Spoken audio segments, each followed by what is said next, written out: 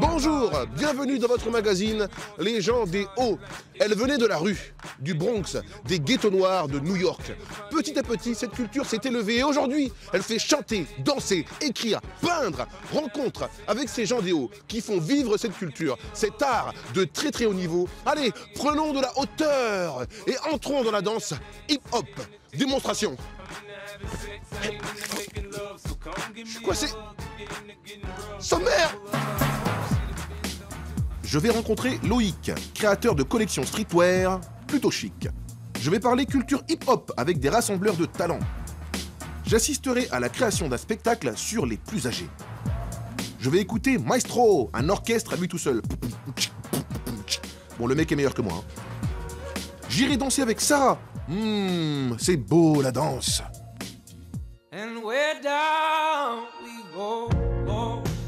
La culture hip-hop, elle se parle en chantant avec le rap. On la voit sur nos murs en graffiti et elle se danse aussi et peut alors devenir très très physique.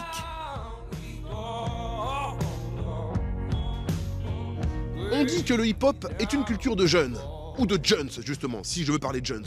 Ils embrassent cette culture de plus en plus tôt. Et je vais d'ailleurs aller à la rencontre d'un des plus jeunes champions de hip-hop des Hauts-de-France. Allez, suivez-moi.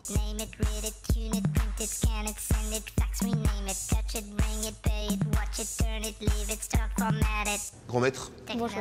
Papa du grand maître. Alors, Anthony, champion des Hauts-de-France de hip-hop. Maintenant que tu es champion, tu signes des autographes et tout, dans la rue, des photos, des selfies ou... Oui. Oui, carrément. Oui. C'est un truc de fou, ça. Bah, bravo déjà. Hein. Alors, tu as gagné la Baby Battle, je sais pas comment on dit, c'est ça? Oui, c'est la Baby Battle des Hauts-de-France. C'est Baby Battle Pro. Je fais partie du top 8 des meilleurs danseurs de France en moins de 12 ans. Et t'as tout déchiré, quoi. C'est toi le champion. Bah ouais. Comment elle est venue, cette passion? En fait, quand j'étais tout petit, à 6 ans, j'étais tout le temps sur mes mains. Enfin, j'étais un peu toujours dans le même délire, en fait. David, est-ce qu'on peut dire en quelque sorte que vous êtes son coach? Coach, mais un grand admirateur, parce que quand je le vois évoluer au sol ou quoi que ce soit, pour moi, oui, c'est un... je suis impressionné. Je pousse le canapé, je pousse le salon. Ah ouais, donc à la maison, c'est... Ah oui, non, c'est... Dans le salon, en fait, je pousse le canapé et un peu la table, et là, je l'espace pour danser. C'est toi qui prends possession des lieux, quoi. Voilà. Et alors, au niveau des heures d'entraînement, c'est toi qui décides, je m'entraîne 1 heure, une demi-heure, c'est de l'autodiscipline? En fait, moi, je m'entraîne jusqu'à temps que soit je suis essoufflée ou soit j'ai envie d'arrêter, puis après, voilà. Bon alors moi je pense qu'il est temps de passer une battle, hein. Je vais t'affronter un peu, ouais. Anthony.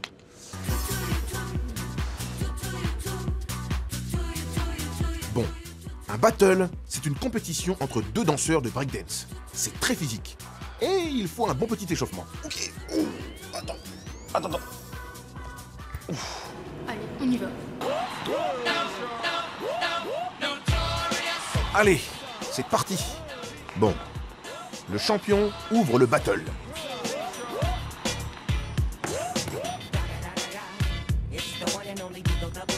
Jusqu'ici, il ne se débrouille pas trop mal.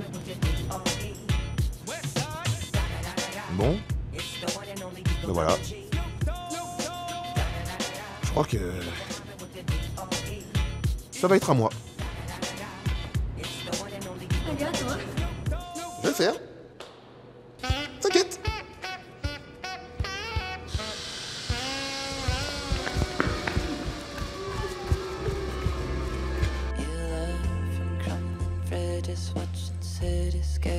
Le hip-hop, c'est une culture et un style.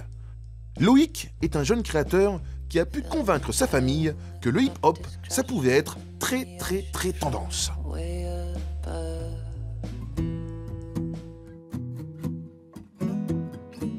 J'ai débuté la marque il y a 4 ans, donc j'avais 21 ans. C'est dans le cadre de mon BTS Négociation et Relations Clients. Et donc ma mission de BTS était de développer une ligne pour hommes.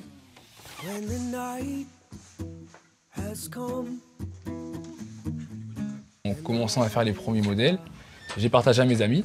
Donc de là, ça a commencé le bouche à oreille. Là aujourd'hui, on commence à se positionner comme la référence streetwear made in France. Parce que tous nos vêtements, en fait, étant donné que ma mère est couturière, on les fabrique ici. Qu'en plus, ce soit plus large, en fait. Tu vois, c'est plus large ici, avec la bonne coupe. Je viens de la culture urbaine, j'ai toujours été attiré par que ce soit la danse, ou le graffiti ou même les sports urbains. Et les codes streetwear, c'est mon univers, donc à ce niveau-là, c'est ce que je voulais transmettre au niveau de la marque. Chaque pays a sa vision du streetwear, et nous en France, c'est un peu plus riche, c'est-à-dire qu'on a les vêtements larges, amples, comme tout le monde pense que c'est le streetwear, et on peut mélanger aussi à des coupes plus fit. Donc on a commencé une première collaboration avec un artiste parisien qui s'appelle Monsieur Neuve, c'est un chanteur d'R&B. Il porte un de nos produits phares de l'ancienne collection, c'est un pull Heisenberg. C'était un premier ambassadeur de la marque et le retour était vraiment très encourageant. C'est une affaire de famille, donc ma mère c'est la couturière, donc c'est elle les doigts de fille qui sont vraiment derrière la plupart des modèles. Et donc il y a ma grande sœur qui est là, qui s'occupe de l'atelier, qui gère toute la logistique, la direction artistique. Donc ça, c'est pas la peine. Celui-ci... On va ensemble l'énergie qu'on veut donner, l'esprit qu'on veut avoir au niveau du vêtement, si c'est streetwear ou si c'est un peu plus chic.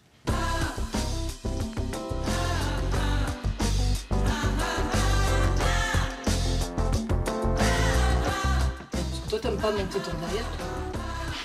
Donc ma mère a plusieurs surnoms, mais son surnom premier, c'est la chirurgienne. On va avoir une idée, on va lui dire on fait un pantalon droit. Une direction. Voilà, elle va faire le pantalon droit, mais elle va en faire plusieurs. Elle va en faire un droit, un rouge, un vert, un marron. Donc la grande qualité de ma sœur, c'est qu'elle est toujours positive. Et la grande qualité de ma mère, c'est comme je dis toujours, c'est qu'elle est complètement folle. I remember when I lost my mind. There was something so pleasant about that place.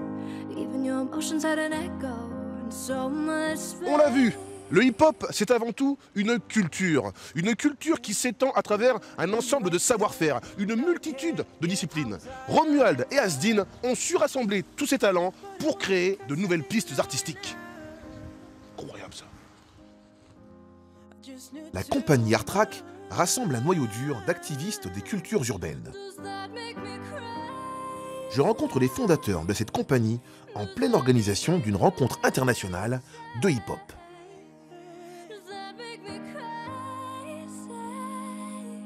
Romuald, Ça va? ça va? Asdin.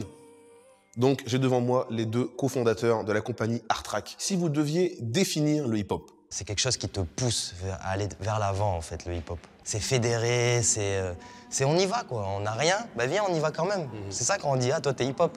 C'est parce qu'en fait, tu pars de rien et tu finis dans un zénith. J'ai ouï dire que vous aimez pas qu'on dise que le hip-hop, c'est une culture uniquement de la rue. Non, c'est pas ça. Ça vient de la rue, mais le problème, c'est que les gens restent sur cette image-là. Maintenant, on est en 2018. Et le hip-hop, il est dans ses lettres de noblesse.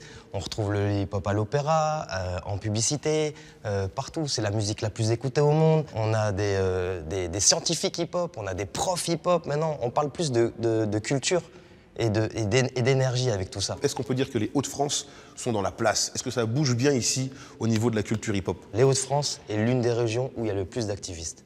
Que ce soit en tant que danseur, professeurs, élèves, même événements, il y a des événements de danse pratiquement tous les week-ends. Et beaucoup de danseurs et d'activistes des Hauts-de-France ont participé à l'histoire du hip-hop en allant sur Paris ou en fédérant des gens, etc.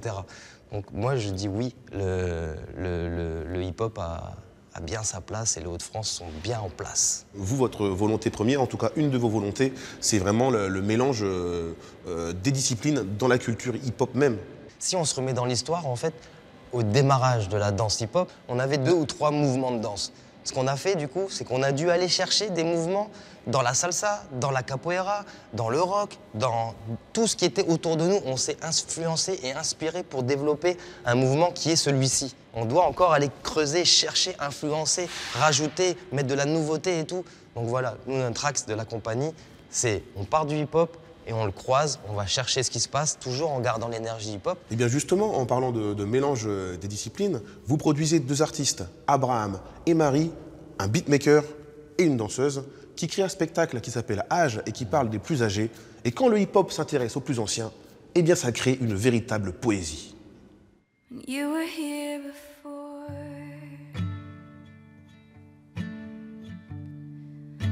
and look you in the eye. Je me rends au Flow. Ce lieu dédié aux cultures urbaines, situé à Lille, est un centre de création et de recherche pour les artistes. Et c'est au 2e étage que j'entre dans l'intimité de 2 artistes en pleine création de leur spectacle. Marie et Abraham cherchent à exprimer par la danse une étape fondamentale de la vie, le grand âge. Je sens plus de faire ça, de faire tac, et une fois ici. Mais là, je le sens, c'est la position de départ en fait. Ouais, ok. Ouais, je sais. Mais c'est pour ça que.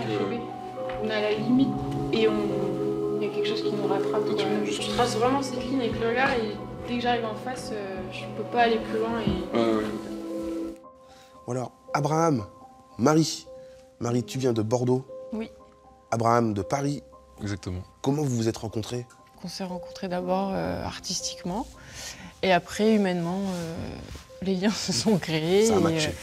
Voilà. Et toi, Marie, tu as fait une formation donc, conservatoire, oui. Danse contemporaine. Tout à fait. Alors, comment t'as atterri dans l'univers du hip-hop?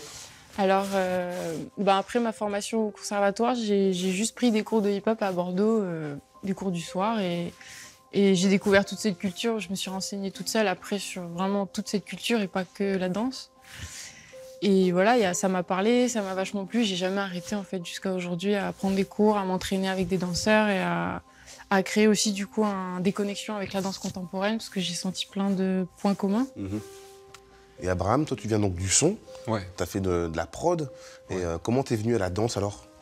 En fait, je me suis rendu compte assez rapidement que c'était quelque chose qui m'inspirait beaucoup, la danse. Déjà, moi j'adorais danser plus jeune et tout, c'est plus que j'ai choisi un autre chemin, j'adorais le son. Donc on peut dire que Marie vient du conservatoire et toi tu viens de l'école de la rue. Ouais, l'école de la rue si on veut. Alors on va parler un peu du spectacle. Donc le titre c'est Âge. Pourquoi ce titre? Ouais, alors pourquoi ce titre? Parce qu'on a décidé de parler du grand âge. En fait, c'est le point de départ. On s'est rendu compte en parlant avec des seniors et en parlant même avec des amis que la vieillesse c'est très large et qu'il y a vraiment différents âges aussi dans cette période de la vieillesse. Ouais, donc, tout à fait. Mais vous avez une passion pour les personnes âgées, peut-être?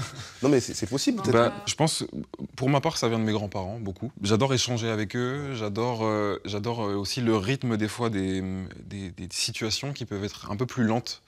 Un peu plus calme. Et moi, j'aime le silence, j'aime les échanges simples, j'aime les plaisirs simples aussi. Et je trouve que à cet âge, on a des fois plus une manière un peu plus juste peut-être de profiter de tout ça. Et du coup, c'est aussi ça qu'on a envie de dire. Regardez en fait des personnes âgées, c'est beau.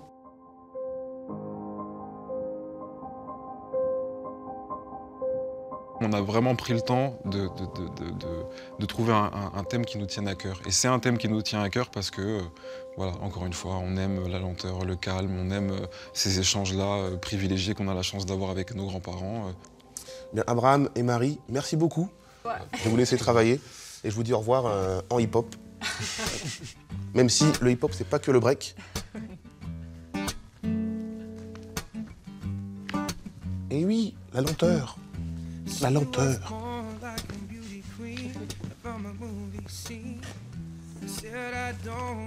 C'est fou ça, ça bosse de partout ici quoi. Ce véritable temple du hip-hop favorise la création d'artistes aux disciplines variées en offrant un équipement de pointe. Salle de danse, salle de spectacle, studio d'enregistrement. Bon bah, j'ai envie d'aller voir ce qui se passe ici. Eh ben, dis donc, ça rappe, hein. Camini là. Je fais mes affaires dans mon coin. J'ai des cigarettes dans mon coin. Pour le soir, rien que dans mon coin, ouais. Vous aimeriez faire le même. Tu prétends être le best. Non, sauf que personne ne nous baisse. Nous. Fatigué. Viens les gars. Vous n'êtes pas trop chaud avec les doudounes et tout là comme ça? On est là, toujours. Moi je suis en âge, comment vous faites? T'as vieilli, Camini, t'as vieilli. Merci. Le hip-hop, c'est une culture qui a même ses chercheurs. Une recherche top secrète. Bonjour. Salut. Waouh, Spider-Man ou quoi? Vous faites quoi ici? C'est une résidence de recherche graffiti et dessin animé. Donc vous êtes graffeur, on peut dire? Exactement. Et donc c'est un code dans le graphe, on monte pas son visage. Ça fait partie du truc, ouais. Bon bah Bob 59, c'est ça? Ouais. À la prochaine. Salut. Direction un événement. Un rassemblement international hip-hop. Le Lille Battle Pro. Ici, les compétiteurs de breakdance du monde entier vont jouer leur titre de champion du monde. J'entre dans une ambiance et une énergie incroyables. Voilà. Voilà, nous sommes ici au Zénith de Lille pour Lille Battle Pro, l'événement hip-hop de l'année. Voilà, plus de 5000 personnes. Le Zénith est pratiquement complet pour cet événement hip-hop. On peut dire que la culture hip-hop, ça marche. Dans les backstage, je retrouve les organisateurs et aussi le maître de cérémonie de la soirée. La pression monte. Là, je te sens en pleine concentration avant l'animation ou pas là? Là, ça va être la guerre là pendant 2 heures, donc voilà, hein, c'est le feu. On joue à domicile, donc voilà quoi. Messieurs, on est content d'avoir ici ce soir. Faites du bruit, make some noise for B-Boy Lil J. Plus de 130 danseurs du monde entier vont s'affronter dans une ambiance surchauffée devant un jury de renommée mondiale. En solo ou en équipe, il faut de la force et de l'endurance pour pratiquer cette danse au sol au niveau technique impressionnant.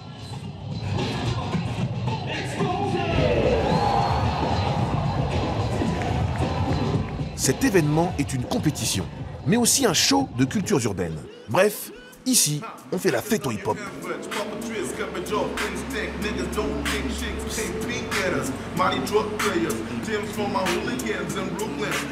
Le hip-hop, c'est l'art de la débrouille.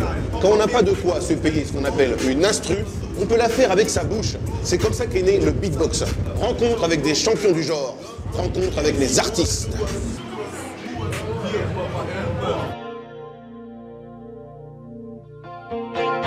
Le human beatbox, c'est une pratique qui consiste à faire de la musique avec ses parties vocales en fait, la bouche et puis le nez, l'appareil respiratoire, etc. Ça a commencé en regardant un sketch d'Anthony Cavana. Il reprenait une chanson de Prince à la voix en fait, et je me demandais mais comment il réussit à faire ça. Et du coup je me suis entraîné à faire ça à la cour de récré juste après quoi, le lendemain, et c'est là que j'ai découvert le human beatbox. J'ai fait le championnat de France plusieurs fois. J'ai atterri en quart de finale, c'était en 2014. Là, cette année, j'étais en 8e de finale. Donc voilà, le niveau français, c'est un niveau qui est, c'est parmi l'un des meilleurs niveaux du monde. Donc voilà, je me sens vraiment honoré d'être parmi les 16 meilleurs français en 2017. Alors du coup, ce nouveau projet, ça s'appelle Pour l'amour du groove. Avec un artiste très talentueux de la région qui s'appelle Alvin. Et on s'était dit pourquoi pas faire un petit projet ensemble. Du coup c'est parti vraiment à la cool. Et là au final en fait on nous a proposé de faire plusieurs scènes et puis le projet il prend de plus en plus d'ampleur et ça c'est vraiment très très appréciable. Sur un logiciel d'ordinateur en fait où on prend des samples, ou des fois Alvin aussi il joue du clavier, il joue de la guitare. Et du coup en fait on essaie de mixer tout ça pour essayer d'arriver à un truc musical quoi. C'est ça le but. Ce qui est bien avec le beatbox, c'est qu'on arrive à un endroit, on n'a pas besoin d'instruments, on essaie d'imiter toutes sortes d'instruments avec sa bouche, et c'est ça qui est vraiment cool, quoi. Et ça coûte pas d'argent, quoi, c'est free, quoi, c'est gratuit.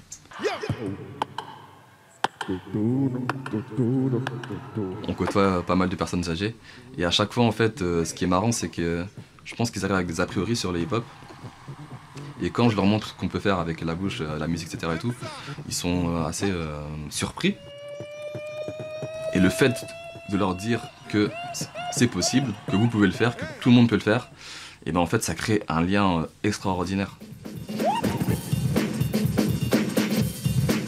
Oui, cette culture est un lien. Elle réunit toutes les générations, les plus jeunes, les kids, les plus âgés, et elle est devenue aujourd'hui une véritable passerelle sociale.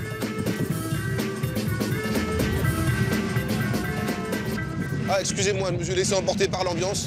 Nous sommes dans les backstage. C'est ici que les champions se préparent, on s'étire, on s'échauffe avant le show. Mais d'ailleurs, des champions, il y en a beaucoup. Et les Hauts-de-France en compte un parmi ses rangs. Noé, 23 ans. Il a disputé la finale internationale de la compétition Une dispute raid. Un truc en anglais.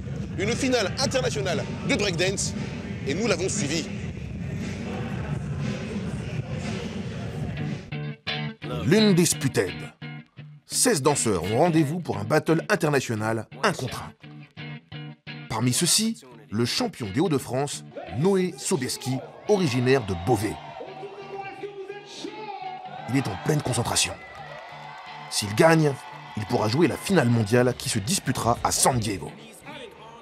Il porte les couleurs des Hauts-de-France et je suis avec lui. Allez, c'est parti!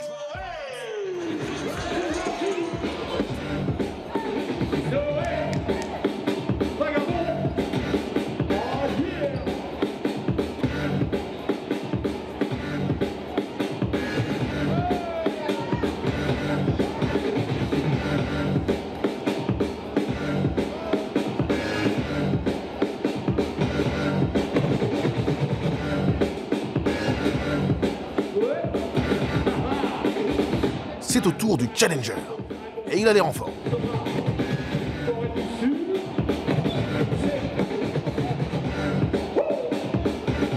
Des juges internationaux vont noter la technique, l'originalité de la danse et la musicalité. Allez, le battle est terminé, on attend le verdict. Noé ne remporte pas ce battle. Malheureusement, il n'ira pas à San Diego. Pas trop déçu, Noé? Un peu dur. C'est difficile de rentrer d'un coup dans la compétition. On n'a pas eu le temps beaucoup d'échauffement. Et malheureusement, il a été meilleur que moi dans la musique. Je m'éloigne du Battle Pro, mais ne quitte pas le Zénith, puisqu'une artiste m'attend au dernier étage de cette immense salle de spectacle. Les étoiles, les étoiles, dites-moi étoiles, pourquoi je vous regarde. Les étoiles. Je découvre Sarah et sa danse sensuelle. Les femmes ont su trouver leur place dans cette culture aux origines très masculines. Elles pratiquent la house dance, une danse debout, née dans les clubs et non dans la rue, comme le breakdance.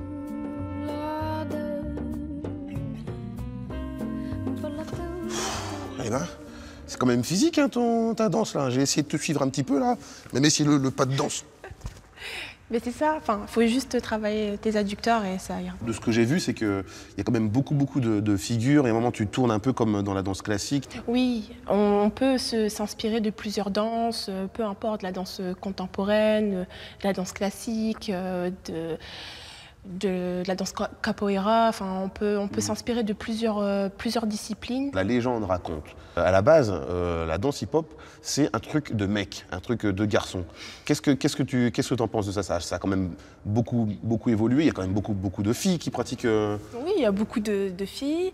Je différencie pas hommes, femmes. Enfin voilà, on est là, on est venu parce qu'on aimait bien ce qu'on faisait, donc on l'assume.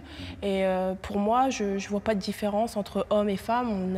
On danse comme... On danse, la danse n'a pas de sexe, quoi. Voilà, tout simplement. Donc il n'y a pas de différence en train de se dire « Ah bon, ben, girl power et tout ça. » Non, c'est bon. Je pense que tout le monde a sa place, tout simplement. Bah écoute, Sarah, merci beaucoup. Je vais te laisser t'entraîner, hein, comme ça tu vas revenir avec le titre de championne, représente les Hauts-de-France. On compte sur toi. Merci. Something hides in every night. Je quitte Sarah et sa danse aérienne pour rejoindre les toits du Zénith Arena. Mais avant, je croise sur ma route Francis, le plus ancien agent de sécurité du Grand Palais. Ça va, Francis? Ouais, très bien. Voilà, 24 ans que vous travaillez au Zénith. Vous en avez vu beaucoup, les artistes. Hein. Donc juste entre nous, l'artiste le plus chiant, le plus relou. Alors le plus relou que j'ai rencontré, c'est...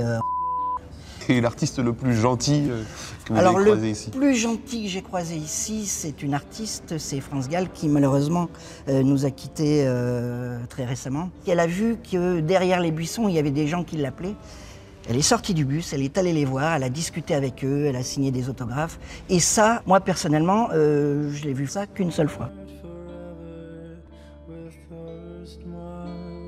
Et bien voilà, c'est sur le toit du Zénith de Lille que nous allons conclure. J'espère que comme moi, vous avez pu rentrer dans la danse de cette culture partie des rues de New York pour devenir un véritable art de vivre planétaire et intergénérationnel qui touche toutes les classes sociales, tous les gens, et y compris les gens des hauts. Vous pouvez revoir l'émission sur notre site france3.fr et suivre nos aventures sur notre page Facebook. Je vous donne rendez-vous la semaine prochaine pour d'autres rencontres riches en émotions et en découvertes. Les gens des hauts. Et d'ailleurs, à bientôt. Tchac, tchac, tchac, tchac, hey, hey, hey. Oh.